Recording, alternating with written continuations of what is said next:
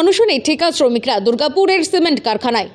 ভিন রাজ্যের শ্রমিকরা কাজ করছে কারখানায়, আর বাংলার শ্রমিকরা কাজ থেকে বঞ্চিত হচ্ছে। দুর্গাপুর সিমেন্ট ওয়ার্কার অস্থায়ী শ্রমিকরা দুর্দশার মধ্যে দিন কাটাচ্ছে। বিগত 5 দিন ধরে কারখানার অস্থায়ী শ্রমিকরা অনশন চালিয়ে যাচ্ছেন একাধিক দাবি আদায়কে সামনে রেখে। ভূমি রক্ষা কমিটির পক্ষ থেকে ধ্রুব মুখার্জি বলেন, শ্রমিকদের ঠিকমতো কাজের পারিশ্রমিক দেওয়া হচ্ছে না। শ্রমিকদের সেফটি বলতে কিছুই নেই। কোনো মেডিকেল ফেসিলিটি দেওয়া হয় না। কারখানায় দূষণের মাত্রা অত্যাধিক। পণ্যবাহী ট্রাক অতিরিক্ত মাত্রায় মাল নিয়ে যাওয়ার ফলে এলাকায় দূষণ ছড়াচ্ছে, রাস্তার ক্ষতি হচ্ছে। কারখানায় ঠিকা শ্রমিকদের অভিযোগের কথা কারখানা কর্তৃপক্ষ কোনো কর্ণপাত করে না। প্রতিবাদ করতে গেলে কাজ থেকে বসিয়ে দেওয়া হয়। ধ্রুব বলেন, এক প্রকার ব্রিটিশ শাসন চলছে এই কারখানায়। ভিন রাজ্যের শ্রমিকদের দিয়ে কাজ করানো হচ্ছে, আর দুর্গাপুরের শ্রমিকদের কাজ থেকে বঞ্চিত। এই বিষয়ে কারখানা কর্তৃপক্ষের মোবাইলে যোগাযোগ করা হলে কর্তৃপক্ষ বলেন, মিটিংয়ে ব্যস্ত আছি, এখন কথা বলা যাবে না। ধ্রুব মুখার্জি বলেন, শ্রমিকদের দাবির বিষয়ে মুখ্যমন্ত্রী, জেলা শাসক ও মহকুমা শাসককে অভিযোগপত্র দিয়েছি, কিন্তু এখনো পর্যন্ত কোনো সুরাহা হয়নি। এক কথায় কারখানা কর্তৃপক্ষ ঠিকা শ্রমিকদের বিপদের মুখে ঠেলে দিচ্ছে, আর শ্রমিকরা চাতক পাখির মতো শূন্য পানে চেয়ে আছে প্রশাসনের দিকে। কারণটা হচ্ছে এই কারখানাটায় এখনও ব্রিটিশ শাসন চলছে। এই কারখানায় কর্মরত শ্রমিকদের উপর চাবুক চলে।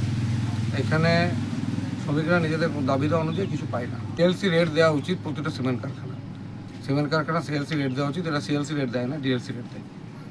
কিন্তু যখনই আমরা কমপ্লেন করতে যাই তখন ডিএলসি দেখি যে সিএলসি 1 নম্বর।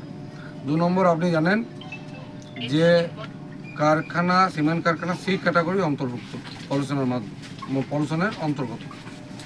কিন্তু এই কারখানাতে ডাস্ট অ্যালাউন্স নেই। শ্রমিকদেরকে যে মাস্ক দেওয়া হয় এগুলো রাস্তায় ফেলে দেবে, পুকুরে মুখ দেবে না। এবং এই কারখানার বিরুদ্ধে ক্রমাগত প্রতিবাদ করে 2বার অনশন করে 37 টাকা আমরা বাড়াতে পেরেছি, যেটা 2007 সালের পরে 2025-এ বেড়েছে। এখন সব মিলে টাকা বেড়ে 393 টাকা দেওয়া হয়। সবথেকে অদ্ভুত ব্যাপার, এই কারখানায় কোনো গ্রেডেশন নেই। একটা আনস্কিল লেবারকে দিয়ে হাই স্কিলের কাজ করা হয়, কিন্তু সে পেমেন্ট পায় আনস্কিলের।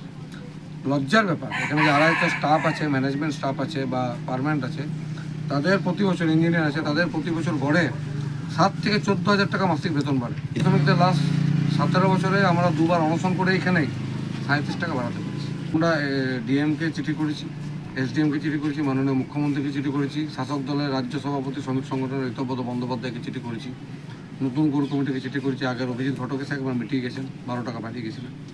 কারো কোনো গ্রাহ্য নেই। এখানকার শ্রমিকরা যদি মরে তাতে কারো কোনো যায় আসে না। কন্ট্রাক্টর আছে ঝুলন প্রসাদ নাম, তিনি ওয়ার্কারদেরকে পে স্লিপ জমা দেয় না। পিএপিএসে তো অনেক দূরের কথা, পে স্লিপও দিতে হয় না। সে ফ্যাক্টরির ভিতরে ঢুকতে পারেন, একবার দেখবেন ফ্যাক্টরির ভিতরে কী অবস্থা। আমরা যখনই অভিযোগ করি, প্রশাসন অভিযোগপত্রটা দেখেই টাকা তোলেন। নাহলে আমরা বিল্ডার সিমেন্টের পলিউশনের বিরুদ্ধে আন্দোলন করছিলাম, গোটা দুর্গাপুর শহর দেখেছে, আপনারা দেখেছেন যে কীভাবে আমাদের তোলাবাজির অভিযোগে নন বেলেবল কেস দিয়ে 8 দিন লকআপে রেখে দেয়। আপনি যখন হবেই, আমার মনে হয় প্রতিবাদ করে মরাই, মানে এটা তো এমনি মেরে দেবে, তো প্রতিবাদ করে মরাই। এটা আমাদের প্রতিবাদ। অধিকার কমিশনকে জানিয়েছি, কিন্তু মানবাধিকার কমিশন কী করে আমরা দেখি। মানবাধিকার কমিশন সময় লাগে, আমাদের খুব দুঃখ লাগে। আমরা অভিষেক ব্যানার্জি যিনি বলেন যে কোনো ব্যাপারে আমাদের জানাবেন, আমরা তাকে জানিয়েছি, 1বার না 10বার জানিয়েছি, মুখ্যমন্ত্রীকে জানিয়েছি, মাননীয় মুখ্যমন্ত্রী। কিন্তু আমাদের এই ওয়ার্কারদের নিয়ে কারো কোনো মাথা ব্যথা নেই। এখানে কোনো বিড়লা সিমেন্ট হচ্ছে নিয়মের বাইরে। বিড়লা সিমেন্ট হচ্ছে দুর্গাপুরে একটা দ্বীপ, স্বতন্ত্র দ্বীপ। এখানে পয়সা ফেললে সব হয়, এডিপিসির অংশ থেকে নেতা মন্ত্রী সবাই বেশি।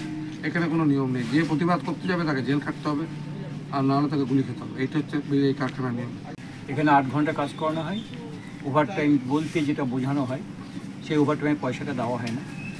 8 ঘন্টা ডিভাইড বাই যে পয়সাটা থাকে সেই হিসাবে ঘন্টা হিসেবে পয়সা দেওয়া হয়, কিন্তু ওভারটাইম বলে কিছু এখনো নেই। আর সেফটি যেটা বলছেন আপনি, এখানে সেফটি শুধু তো আমাদের পোশাক পরিচ্ছদে বা আদার্স জুতো, সেফটি শু, এগুলোই সেফটি নয়। সেফটি হচ্ছে পলিউশনে একটা সেফটির ব্যাপার আছে। ট্রাকে যে ধরনের ভেতরেই চলে সেটাও একটা সেফটি। কদিন আগে, আপনার দিন 5 আগে, একটা ট্রাক একটা ছেলে ট্রলিতে করে মাল নিয়ে যাচ্ছিল রাত্রিবেলাতে। ট্রাকটা সে তাকে মেরে দিল এবং সে দেয়ালের সঙ্গে গিয়ে পড়ে গিয়ে তার হাঁটুতে চোট লেগেছে। রাত্রিবেলায় সঙ্গে সঙ্গে ম্যানেজমেন্টের 2-3 জনের লোক, সেফটি অফিসাররা এসে সেটাকে মিউচুয়াল করে ছেড়ে দিল। পরের দিন এটা হাইলাইট করলো না। তো আমাদের সেফটিটা এরকমই, বুঝতে পারছেন, প্রতিনিয়ত আমরা শ্বাসকষ্টের চিকিৎসা ক্ষেত্রে এখানে কোনো রকম বেনিফিট নেই, চিকিৎসার কিছু নেই। ইএসআইটা আছে, ইএসআইতে চলে যাও, সেখানেও কোনো ভালো ট্রিটমেন্ট হয় না, আপনারা সকলেই জানেন আর কি। আর এখানে কোনো ইন্স্যুরেন্স বলে কোনো ওয়ার্কারের কোনো ইন্স্যুরেন্স নেই, কোনো বডি ইন্স্যুরেন্স নেই। বা কোনো চিকিৎসারও কোনো ইন্স্যুরেন্স নেই, একমাত্র ইএসআই আছে যেগুলো কন্ট্রাক্টরের আন্ডারে পড়ে। ম্যানেজমেন্ট তো সম্পূর্ণ কন্ট্রাক্টরের উপর ছেড়ে দেয়, ম্যানেজমেন্টের কোনো লাইবিলিটি নেই। কোনো রকম অসুবিধা হলে ম্যানেজমেন্ট সঙ্গে সঙ্গে বলে দেয় যে আপনারা কন্ট্রাক্টরের কাছে চলে যান, কন্ট্রাক্টর বুঝবে, আমরা ডাইরেক্ট আপনাদের কিছু বলতে পারবো না।